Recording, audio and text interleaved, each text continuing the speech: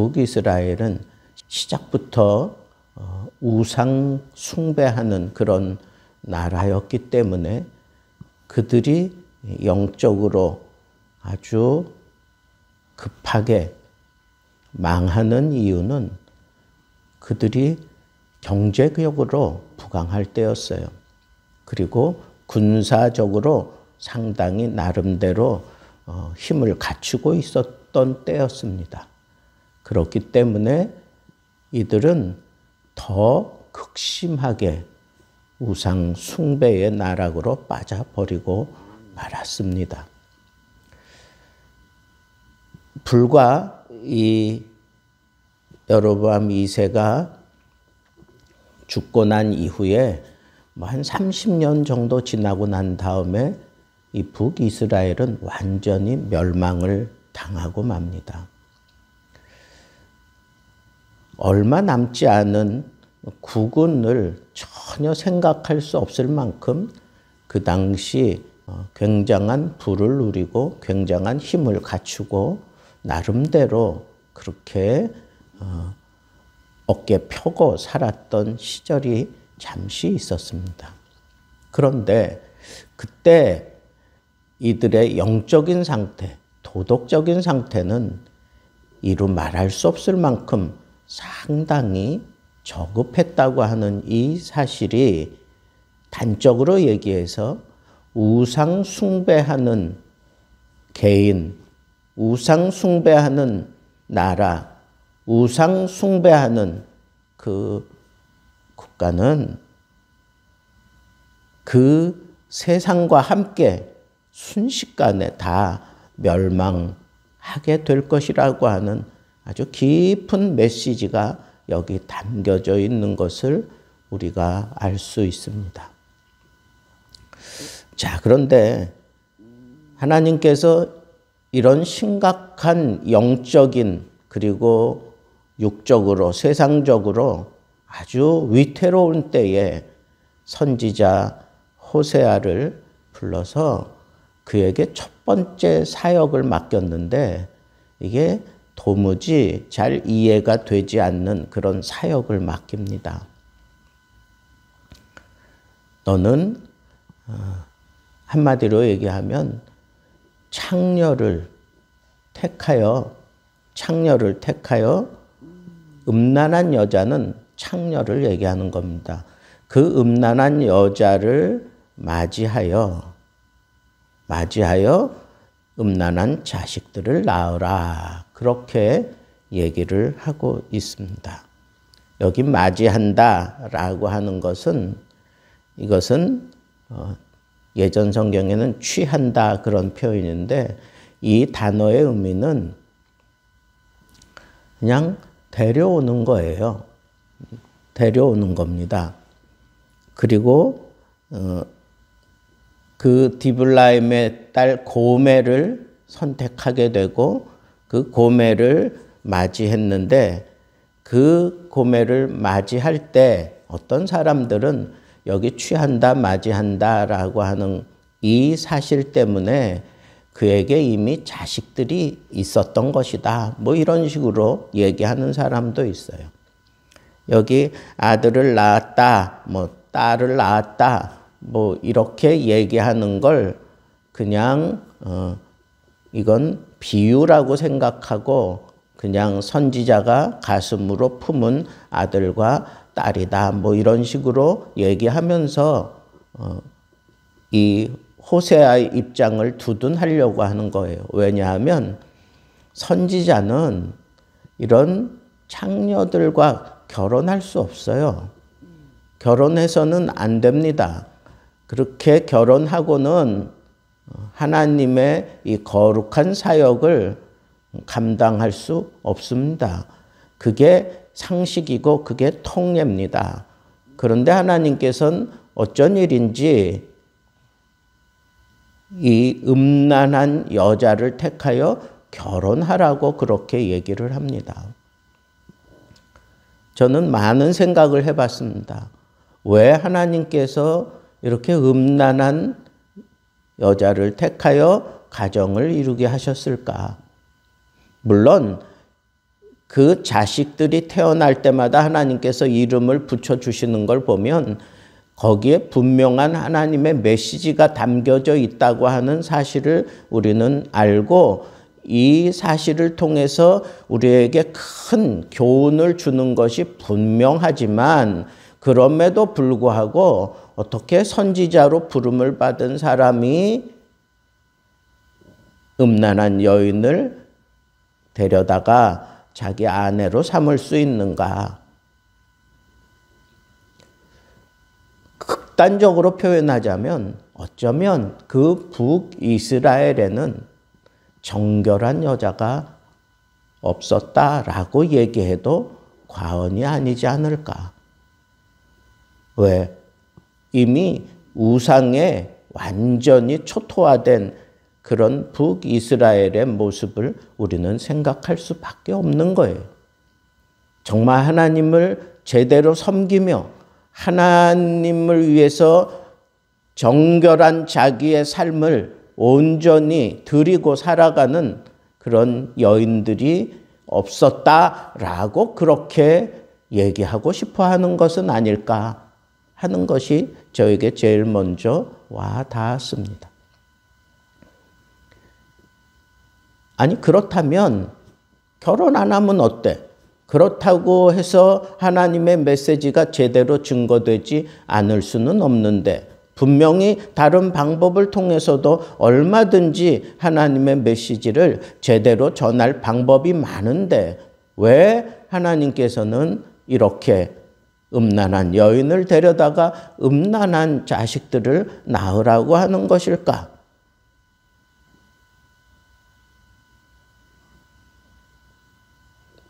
저는 이 선지자의 사역을 곰곰이 생각하면서 이 선지자가 지금 받은 이 사역은 도무지 거룩한 그러한 입장을 표방하는 그런 선지자로서는 있을 수 없는 일이고 이건 감당하기 힘든 일이고 어쩌면 해서는 안 되는 일이라고 금기시되어 있는 일이 분명함에도 불구하고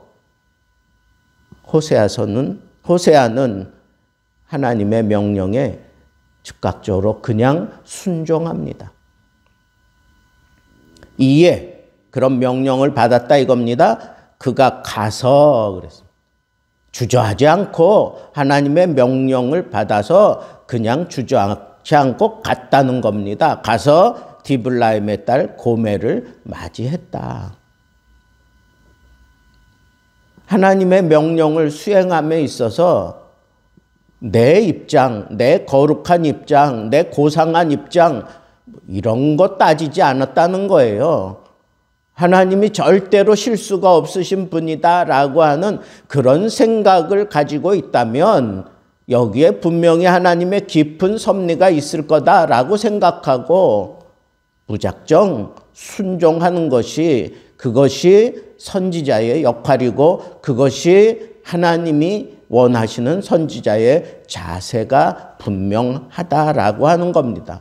온통 세상이 우상 숭배로 인해서 깨끗하고 정결한 여인을 찾을 수 없을 만한 그런 상황에서 하나님은 이렇게 음란한 여자인을 취하여 음란한 자식을 낳으라고 그렇게 말씀하신 데에는 이 호세아는 다 이해할 수 없지만 그러나 하나님을 인정하고 가서 정식으로 자기 아내를 취합니다. 여기 맞이했다, 취했다 하는 이 얘기는 여러 사람을 취하는 그런 단어로 되어 있는 게 아니에요. 단 한 사람을 취했다는 거예요. 음란한 여인이 자기와 결혼하고 또 음란한 짓을 벌일 수 있는 분명한 그런 생각을 가질 수도 있고 아주 유명한 그러한 고멜을 데려다가 자기가 아내를 삼았어요. 또 우리가 잘 아는 대로 또 뒤에 이렇게 다른 남자를 찾아 나간 그 고멜을 또 다시 찾아가는 그런 모습도 우리는 뒤에서 보게 되는데, 그런 걱정이 다 될 수도 있지만 호세아는 한 사람, 그 사람에게 정식으로 청혼을 하고 자기 아내를 맞이한 겁니다. 하나님의 명령이 마음에 안 든다고 그냥 그래도 해보자, 이게 아니에요. 자기는 하나님의 명령을 받아서 정확하게 하나님의 방식으로, 하나님의 방법으로, 하나님의 생각대로 그는 가정을 꾸렸던 겁니다. 저는 호세아를 생각할 때마다 참 대단하다, 그리고 참 놀랍다, 그리고 한편으로는 참 존경스럽다 하는 생각이 드는 거예요. 왜냐하면 그의 사역은 이건 아무나 할 수 있는 그런 사역이 아닙니다. 그런데도 불구하고 하나님의 명령을 받을 때 주저하지 않고, 그리고 하나님의 뜻대로, 하나님의 방법으로, 하나님이 원하시는 그런 방법으로 정상적인 그런 결혼을 해서, 그리고 자식들을 낳고, 하나님이 이름을 지어주실 때 어느 것 하나라도 탐나는 이름 있습니까? 어느 것 하나라도 정말 이걸 그대로 수용할 만한 그런 이름입니까? 어떤 게 정말 괜찮은 이름입니까? 이스라엘이라고 하는 그런 의미는 어떤 겁니까? 또 로루하마라고 이름을 지어주고 로암미라고 이름을 지어준 것은, 이건 정말 자식들의 이름을 이렇게 짓는다는 것은 말도 되지 않는 겁니다. 그런데도 불구하고 하나님이 그렇게 지으라 그러니까 정말 자기 자식들의 이름을 그렇게 지었습니다. 이 자녀에게, 이 딸에게는 긍휼이 없다, 이 딸은 용서받지 못할 것이다, 그게 이름입니까? 로암미, 나는 이제 너의 하나님이 아니다, 너와 나는 이제는 하나님과 백성의 관계가 아니다, 내 자녀가 아니다, 뭐 이런 식으로 그렇게 이름을 지었는데, 아버지도 그렇고 엄마도 그렇고 그 이름을 받는 자식도 그렇고 자라면서 그 이름 때문에 얼마나 스트레스가 되겠어요. 그런데도 불구하고 하나님께서는 그런 이름을 지어줄 때 이 호세아 선지자는 그대로 순종하고 있습니다.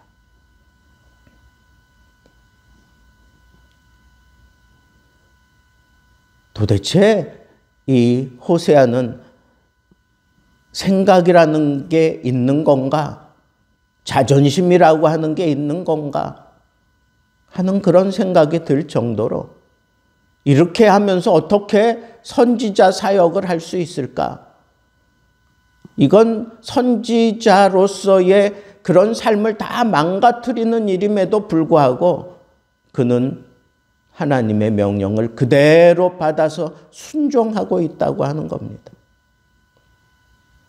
저는 이 호세아를 바라보면서 그런 생각이 들었어요. 이 험난한 세대, 이 추하고 더러운 우상으로 가득한 이 세대, 이걸 어떻게 우리가 벗어날 수 있고 어떻게 내가 싸워서 이길 수 있을까? 호세아를 보면 그 답이 있지 않을까요? 호세아라고 하는 이름 구원이에요.